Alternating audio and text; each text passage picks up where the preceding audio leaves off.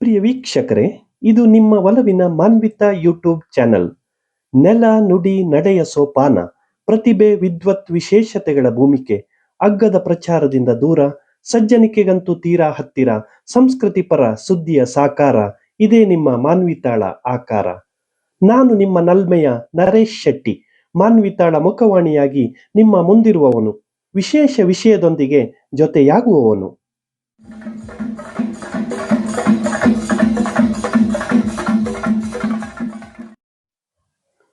ನಮಸ್ಕಾರ ಪ್ರಿಯ ವೀಕ್ಷಕರೇ, ಮಾನ್ವಿತಾ ಸ್ಟುಡಿಯೋ ಇದು ನಿಮ್ಮ ಚಾನೆಲ್. ವಿಶಿಷ್ಟ ಸ್ಥಳ, ವಿಶಿಷ್ಟ ವ್ಯಕ್ತಿತ್ವ ಮತ್ತು ವೈಶಿಷ್ಟ್ಯಪೂರ್ಣ ವಸ್ತು ವಿಚಾರಗಳನ್ನು ನಿಮ್ಮೆಲ್ಲರಿಗೂ ಪರಿಚಯಿಸುವ ಸದುದ್ದೇಶ ನಮ್ಮದು. ನೀವು ಭಾಗಿಗಳಾಗಬೇಕೇ? ಹಾಗಾದರೆ ಬನ್ನಿ, ನಮ್ಮ ಮಾನ್ವಿತಾ ಯೂಟ್ಯೂಬ್ ಚಾನೆಲ್ ಅನ್ನ ಈಗಲೇ ಸಬ್ಸ್ಕ್ರೈಬ್ ಮಾಡಿ, ಲೈಕ್ ಮಾಡಿ, ಶೇರ್ ಮಾಡಿ.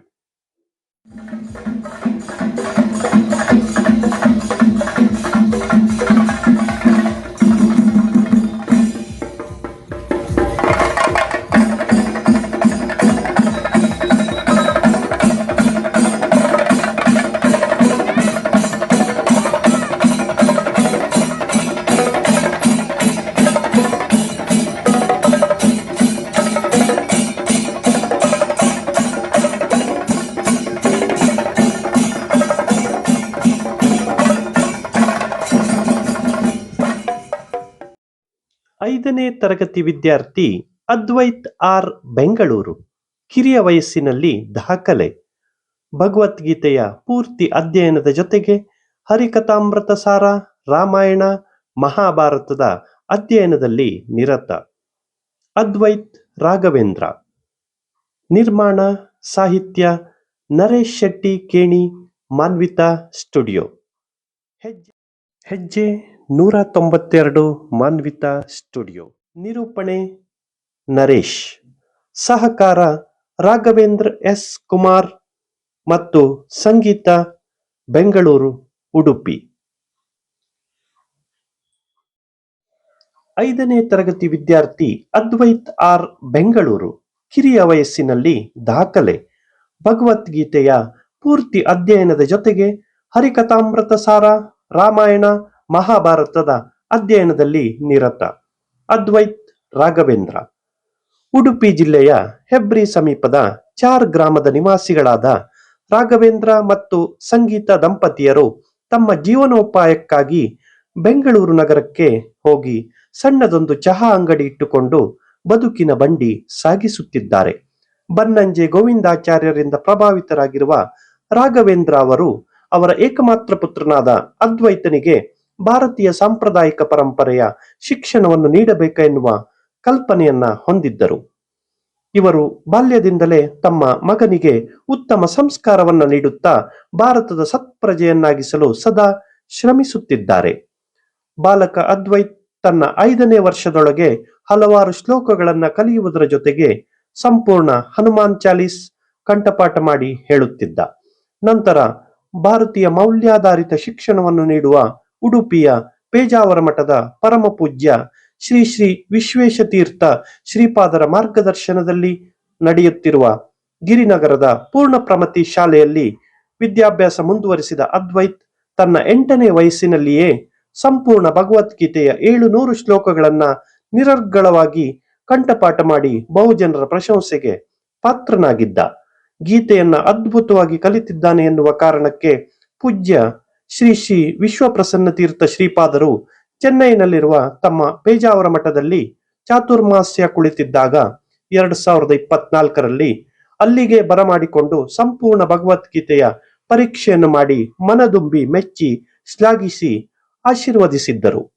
ತದನಂತರ ಪುತ್ತಿಗೆ ಮಠದ ಶ್ರೀ ಶ್ರೀ ಸುಗುಣೇಂದ್ರ ತೀರ್ಥ ಶ್ರೀಪಾದರ ಕೋಟಿ ಗೀತಾಲೇಖನ ಯಜ್ಞದಲ್ಲಿ ಪಾಲ್ಗೊಂಡು ಭಗವದ್ಗೀತೆಯ ಸಂಪೂರ್ಣ 700 ಶ್ಲೋಕಗಳನ್ನ 18 ಬಾರಿ ಬರೆದು ಶ್ರೀಕೃಷ್ಣನಿಗೆ ಸಮರ್ಪಿಸಿ ಹರಿಕೃಪೆಗೆ ಪಾತ್ರನಾಗಿದ್ದಾನೆ.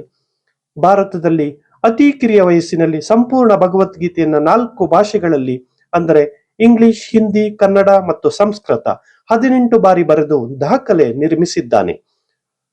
3 ಭಾಷೆಗಳಲ್ಲಿ 4 ಪುಸ್ತಕಗಳನ್ನು ಬರೆದಿದ್ದಾಗಲೇ ಈ ಬಾಲ ಪ್ರತಿಭೆಯನ್ನು ಗುರುತಿಸಿದ ಉದಯವಾಣಿ ಪತ್ರಿಕೆಯು ಪತ್ರಿಕೆಯಲ್ಲಿ ಬಾಲಕನ ಕುರಿತಾದ ಲೇಖನವನ್ನ ಪ್ರಕಟಿಸುವುದರ ಮೂಲಕ ಪ್ರೋತ್ಸಾಹ ನೀಡಿರುವುದು ಆತನಿಗೆ ಇನ್ನೂ ಹೆಚ್ಚಿನ ಸಾಧನೆಯನ್ನು ಮಾಡಲು ಪ್ರೇರಣೆಯಾಯಿತು ಎನ್ನುತ್ತಾರೆ ಆತನ ತಂದೆ ರಾಘವೇಂದ್ರ.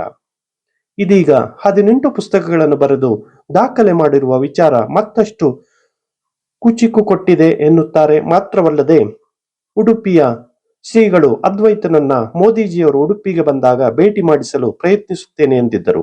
ಆ ನಿರೀಕ್ಷೆಯಲ್ಲಿದ್ದ ಬಾಲಕನಿಗೆ ಪ್ರಧಾನಮಂತ್ರಿಗಳ ಪ್ರೋಟೋಕಾಲ್ನಲ್ಲಿ ನಿರಾಸೆಯಾದರೂ ಬೇಸರಿಸಿಕೊಳ್ಳದೆ ಹರಿಚಿತ್ತ ಎಂದು ಸಮಾಧಾನ ಪಟ್ಟುಕೊಳ್ಳುತ್ತಾನೆ.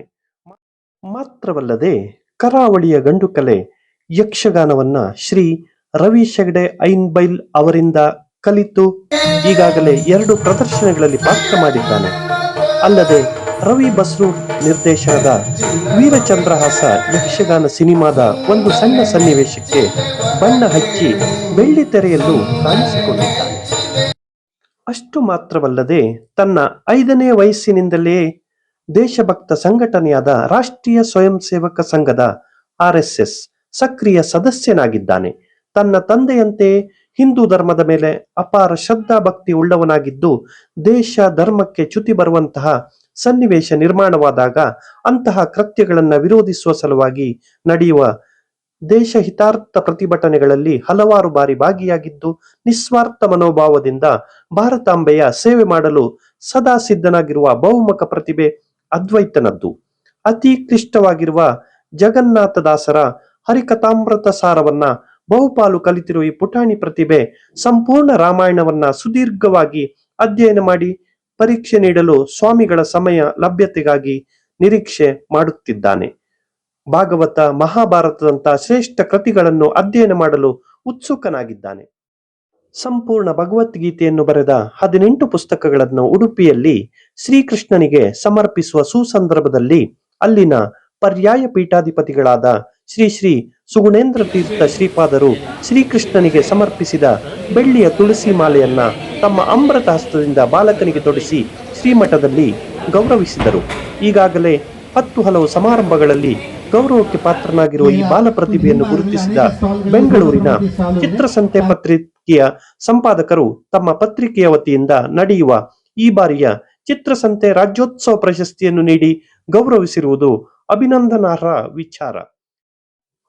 ಈ ಬಾಲಕನ ಸಾಧನೆಯನ್ನು ಇಂಡಿಯನ್ ಬುಕ್ ಆಫ್ ರೆಕಾರ್ಡ್ಸ್ ನಲ್ಲಿ ದಾಖಲಿಸಲು ಹಂಬಲಿಸುತ್ತಿರುವ ಈತನ ಪೋಷಕರು ತಮ್ಮ ಆರ್ಥಿಕ ಸ್ಥಿತಿ ಉತ್ತಮವಾಗಿಲ್ಲದ ಕಾರಣ ಸಕಾಲಕ್ಕಾಗಿ ನಿರೀಕ್ಷಿಸುತ್ತಿದ್ದಾರೆ.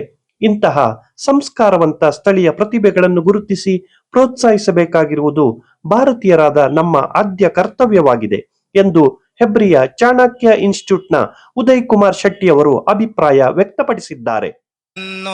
ನಮೋ ನಮೋ ಭವನಾರದ ಸನ್ನುತ ನಮೋ ನಮೋ ಭವನಾರದ ಸನ್ನುತ ನಮೋ ನಮೋ ಭವನಾರದ ಸನ್ನುತ ನಮೋ ನಮೋ ಮುರಹರ ನಗದರ ಮುಕುಂದ ಮಾಧವ ಮುರಹರ ನಗಧರ ಮುಕುಂದ ಮಾಧವ ಮುರಹರ ನಗದರ ಮುಕುಂದ ಮಾಧವ ಮುರಹರ ನಗಧರ ಮುಕುಂದ ಮಾಧವ ಗರುಡ ಗಮನ ಪಂಕಜನಾಭ ಗರುಡ ಗಮನ ಪಂಕಜನಾಭ ಗರುಡ ಗಮನ ಪಂಕಜನಾಭ ಗರುಡ ಗಮನ.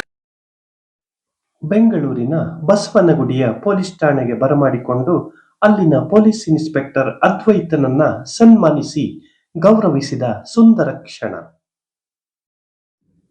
ಮನೆಯ ಮೊದಲ ಪಾಠಶಾಲೆ, ಜನನಿ ತಾನೆ ಮೊದಲ ಗುರುವು, ಜನನಿಯಿಂದ ಪಾಠ ಕಲಿತ ಜನರು ಧನ್ಯರು. ಶಾಲೆಯ ಮಾತೃವಂದನಾ ಕಾರ್ಯಕ್ರಮದಲ್ಲಿ ಅದ್ವೈತ್ ತಾಯಿಯ ಪಾದಪೂಜೆ ಮಾಡುತ್ತಿರುವುದು.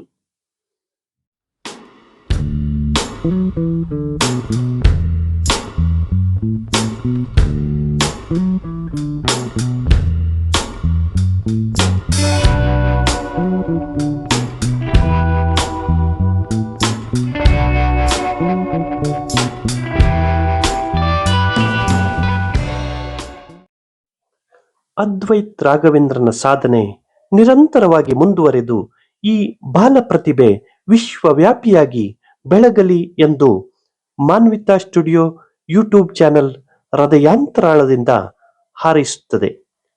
ಅದ್ವೈತನಿಗೆ ಮಾನ್ವಿತಾ ಸ್ಟುಡಿಯೋ ಯೂಟ್ಯೂಬ್ ಚಾನೆಲ್ ಕಡೆಯಿಂದ ಪ್ರೀತಿಪೂರ್ವಕವಾದಂತಹ ಅಭಿನಂದನೆಗಳು. ಧನ್ಯವಾದಗಳು.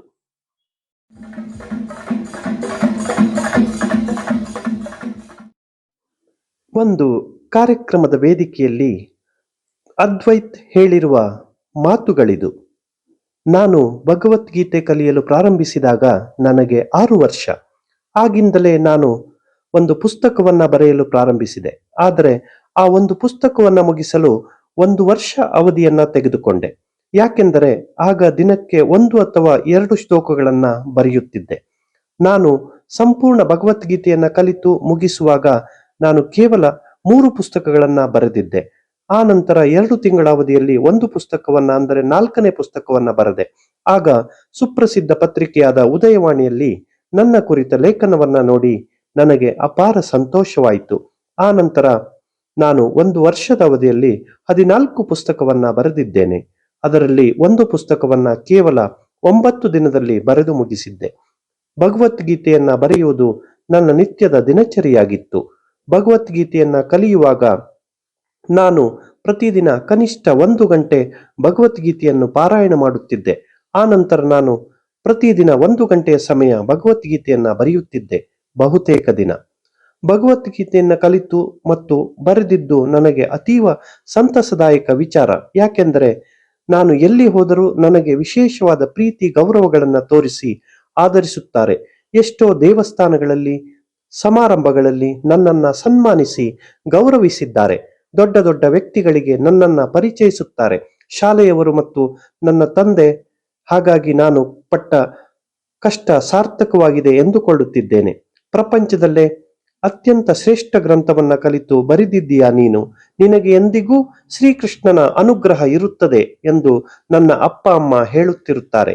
ನಾನು ಸಹ ನನ್ನ ಸಣ್ಣ ಸಾಧನೆಯನ್ನ ಶ್ರೀಕೃಷ್ಣನ ಚರಣದಲ್ಲಿ ಸಮರ್ಪಿಸಿದ್ದೇನೆ. ಶ್ರೀ ಗುರುಭ್ಯೋ ನಮಃ.